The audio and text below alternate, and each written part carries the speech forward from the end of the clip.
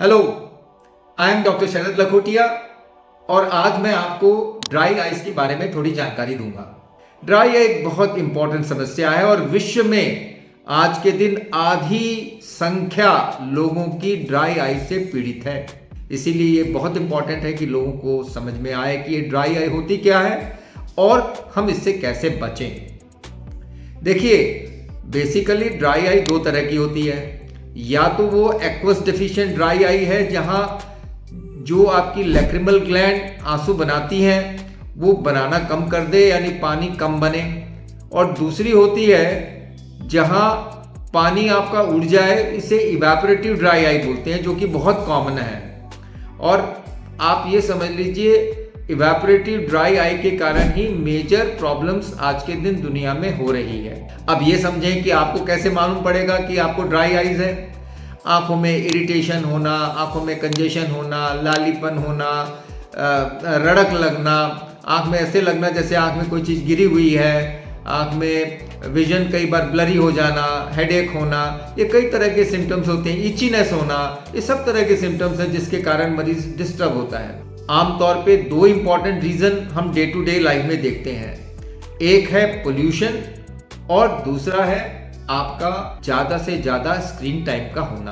पहले ये समझें कि जो इवेपोरेटिव ड्राई आई है इसका कॉज क्या है। तो जितनी भी तरह की ड्राई आई है 86% से ज्यादा कारण सिर्फ MGD है, माइबोबियन ग्लैंड डिसफंक्शन, जिसके कारण इवेपोरेटिव ड्राई आई होती है। ये माइबोबियन ग्लैंड्स क्या हैं? हमारी ऊपर की पलक और नीचे की पलक में ग्लैंड्स होती हैं, वर्टिकल ग्लैंड्स, इन्हें माइबोबियन ग्लैंड्स बोलते हैं। ये 30 से 40 है अपर लिड में और 20 से 30 है लोअर लिड में।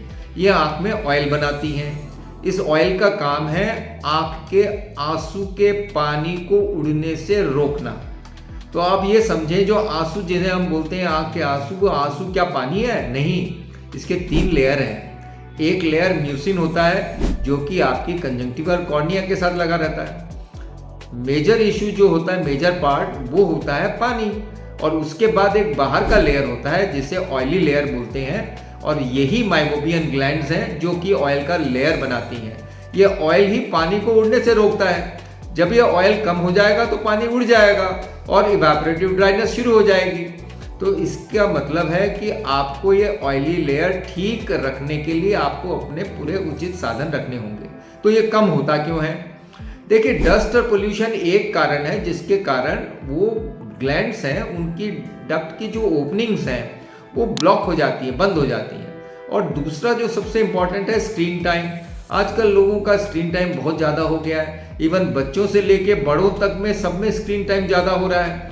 नॉर्मल ब्लिंकिंग 15 से 16 बार होती है पर मिनट। जब आप स्क्रीन पे रहते हैं तो it is reduce to 7 to 8 पर मिनट। जब ब्लिंक कम हो गई तो फिर हर एक ब्लिंक के साथ ये माइबोबियन ग्लैंड कॉन्ट्रैक्ट करती हैं और ऑयल फेंकती हैं टीयर फिल्म में। तो आप जब लेस ब्लिंक करेंगे तो आपका ऑयल भी कम निकलेगा, तो इवेपोरेटिव ड्राइनेस हो जाएगी। तो कहने का मतलब है कि आपको ब्लिंक करना सीखना होगा। और ब्लिंक करना कैसे सीखें? तो आप स्क्रीन पे हैं तो आपको तो याद नहीं रहेगा कि मुझे कितनी बार ब्लिंक करना है। तो इसके लिए एक बहुत सहज रूल है, rule of 20। Rule of 20 says कि after every 20 minutes give a break of 20 seconds and look at far off object 20 feet and away and blink 20 times। तो एक सिंपल प्रिंसिपल अगर आप मेंटेन करते हैं तो स्क्रीन टाइम आपको नॉर्मली डिस्टर्ब नहीं करेगा। ड्राइनेस के और भी बहुत कारण हैं। अब कई बार देखिए, कॉन्टैक्ट लेंस वेयरर्स हैं या लॉन्ग टाइम जिनको आंखों में दवाइयाँ डालनी पड़ती है, जैसे ग्लोकोमा के पेशेंट्स हैं। कई बार हम लोग जो दवाइयाँ लेते हैं, हम PCOD की दवाइयाँ हो गई, एंटी डिप्रेशन मेडिसिन हो गई, एंटी इन्फ्लेमेटरी मेडिसिन हो गई, कई तरह की ऐसी मेडिकेशंस है, एक्नी की मेडिसिन हो गई। ये सब ड्राइनेस करती है क्योंकि ये कई ग्लैंड्स को सुखाती हैं, तो ये माइबोबियन ग्लैंड्स को भी सुखा देती हैं।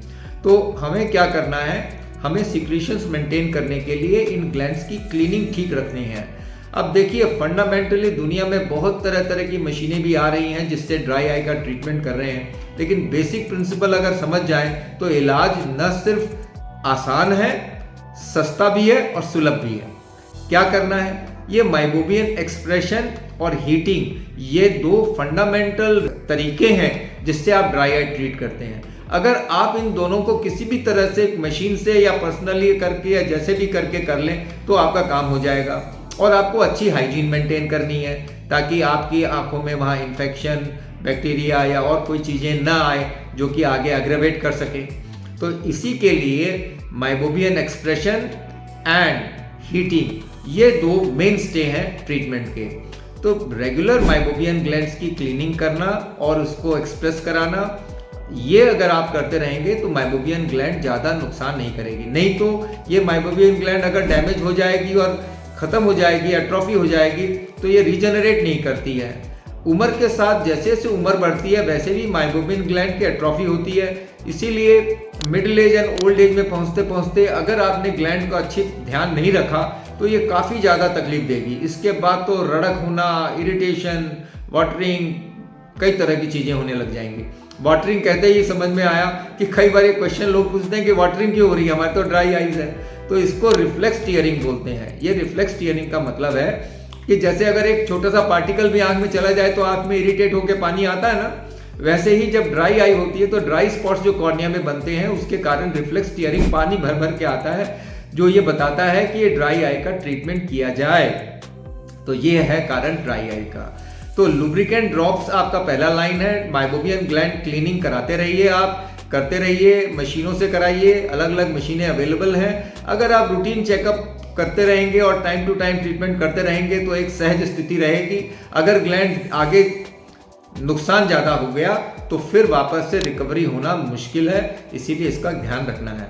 वैसे आप जानकारी के लिए बता दूं कि लिपिफ्लो और IRPL ये दो है और LLLT ये कई टेक्निक्स हैं जिनमें इसी तरह की चीज़ों की गर्म सिकाई का और एक्सप्रेशन का अलग अलग मिक्सचर होता है और वो अलग तरह से की जाती है। जहाँ ज़रूरत है वहाँ आपके आई स्पेशलिस्ट आपको सजेस्ट करेंगे और बताएंगे। तो आंखों में ड्राई आइज अगर आपने ध्यान नहीं रखा तो आगे विजन थ्रेटनिंग कॉम्प्लिकेशंस भी हो सकती है। तो इसे इतना सहजता से नहीं लेना चाहिए। आंखों की परवरिश रखनी चाहिए, छोटे बच्चों से लेके बड़ों तक सब में। जहां अननेसेसरी स्क्रीन टाइम है उसे अवॉइड करें, आंखों की देखभाल करें, पूरा ट्रीटमेंट कराएं और अपने ऑफ्थल्मोलॉजिस्ट से रेगुलर टच में रहें। ये एक दिन में समस्या खत्म होने वाली नहीं है। इसको आप पीरियोडिक चेक कराते रहेंगे तो आंखें स्वस्थ रहेंगी और आंखें आपका हर समय काम करती रहेंगी। धन्यवाद। Thank you very much.